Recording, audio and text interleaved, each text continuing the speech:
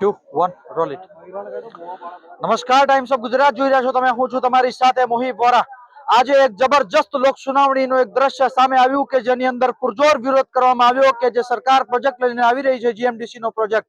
આ પ્રોજેક્ટ તહેત શું નુકસાન થશે ખેડૂતોને અને કઈ રીતે આ પ્રોજેક્ટ થી નુકસાનીમાં આવી જશે અહીંયાના જે ધરતીપુત્રો છે તે લોકો, તે સીધી જ વાત કરીએ આપણે. એમએલએ ચેતર વસાવા અમારી સાથે છે, તેમને પણ પુરજોર વિરોધ કર્યો છે આ લોક સુનાવણીની અંદર. ત્યારે સાંભળીએ કે શું નિષ્કર્ષ નીકળ્યું. જી ચેતરભાઈ, તમે વિરોધ કર્યો, તમે કલેક્ટર સામે રજૂઆત પણ કરી, મુદ્દાઓ સાંભળવામાં આવ્યા, શું થયું આખરે નિષ્કર્ષ શું? જય જોહાર, જય આદિવાસી. આજે ભરૂચ જિલ્લાના વાલિયા તાલુકામાં જે લિગ્નાઇટ પ્રોજેક્ટ આવી રહ્યો છે એનો અગાઉ પણ ગામ સભાઓના સર્વાનુમતે નામંજૂરના ઠરાવો આપ્યા હતા, છતાં આ લોકો ઈસી મેળવવા માટે આજે લોક સુનાવણી એમણે રાખી હતી. ત્યારે આજે પણ સર્વાનુમતે બધા જ લોકોએ આમાં સખત વાંધા અને વિરોધ કર્યો છે, છતાં અહીંના જે અધિકારીઓ છે એને પ્રોસિડિંગ કરવા માટે બેઠા છે. ત્યારે અમે સખત શબ્દોમાં વિરોધ કરીએ છીએ. અમે વિકાસના વિરોધી નથી, પણ જ્યારે અમારા ભોગે વિકાસ થતો હોય અને અમારા લોકો પર કોઈ પણ જાતની રહેમ નજર ના હોય ત્યારે એનો અમે સખત વિરોધ કરીએ છીએ. અગાઉ ડેમોના નામે, જીઆઈડીસીઓના નામે, નહેરોના નામે, રોડ રસ્તાના નામે બધી જ પ્રકારે વિસ્થાપિત થઈએ 1,40,00,000 લોકો આજે ભટકે છે.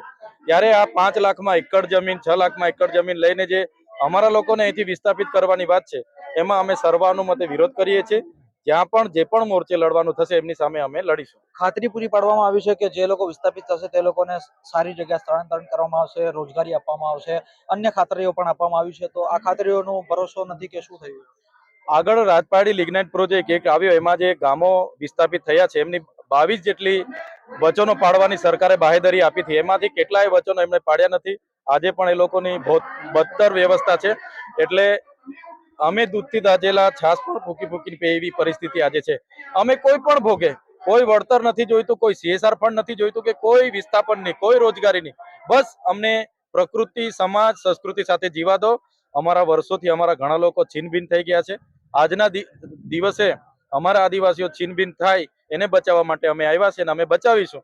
જે પણ મોરચે લડવાનું થશે અમારી ફૂલ તૈયારી છે. એક છેલ્લો સવાલ છે અમે હમણાં તમને કલેક્ટરને કહી રહ્યા હતા કે ભાઈ અમારા સાથે ઘણીવાર છેતરપિંડી થાય છે, લોક સુનાવણીમાં કંઈક બીજી ચર્ચાઓ થાય છે અને પ્રોસિડિંગમાં કંઈક બીજું લખાઈને આવે છે, તો તેને લઈ ખાતરી પૂરી પાડવામાં આવી છે કે જે ચર્ચાઓ, જે રજૂઆતો થઈ છે, કારણ કે ખૂબ જ ઉગ્ર રજૂઆતો થઈ છે, જે રજૂઆતો થઈ છે તેનું તે જ પ્રોસિડિંગની અંદર બી લખવામાં આવે છે. આ અનુસૂચિત વિસ્તાર છે, પૈસા એક લાગુ છે. સરકારને કોલસાની જરૂર છે તો ગામ પંચાયતો પર કોલસો લઈ શકે છે, સહકારી મંડળીઓ પર કોલસો લઈ શકે છે. ભવિષ્યમાં અમારા લોકો એ પણ કરશે. પણ આવી રીતના ખાનગી ઉદ્યોગોને કોલસો આપવા માટે જે તજવીજ ચાલે છે એનો અમે વિરોધ કરીએ છીએ. બીજું કે આ લોકો સુનાવણીઓ કરે, અહીંયા વિરોધ થાય અને પ્રોસિડિંગમાં હકારાત્મક અભિપ્રાયો મોકલે અને એ લોકોના પ્લાન્ટ આવી જતા હોય છે. એટલે અમે પ્રોસિડિંગ માંગ્યું છે પણ કલેક્ટરશ્રીએ આપ્યું નથી, જે પણ ખૂબ ગંભીર બાબત છે. એમાં ફેરફાર કરીને ઉપર મોકલાવી દે તો અમારે શું કરવાનું છે? એટલા માટે આજે અમે માંગ કરી છે પણ એ આપી નથી શક્યા. છતાંય અમે આગ્રહ રાખ્યો છે. અને બીજું કે સંવિધાનમાં આ સુનાવણી ગેરબંધારણીય છે.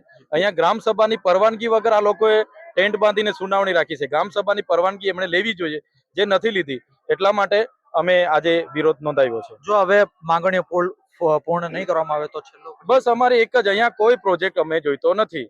જ્યાં એ લોકોએ લઈ જવો હોય લઈ જાય. અહીંયા કોઈ લિગ્નાઇટ પ્રોજેક્ટ જોઈતો નથી, કેમ કે આ લિગ્નાઇટ પ્રોજેક્ટ આવવાથી એ મોતનો કૂવો જ છે. એટલે અમને આ પ્રોજેક્ટમાં જરા બી સહમતિ નથી. Thank you so much. ધન્યવાદ. દિલીપભાઈ.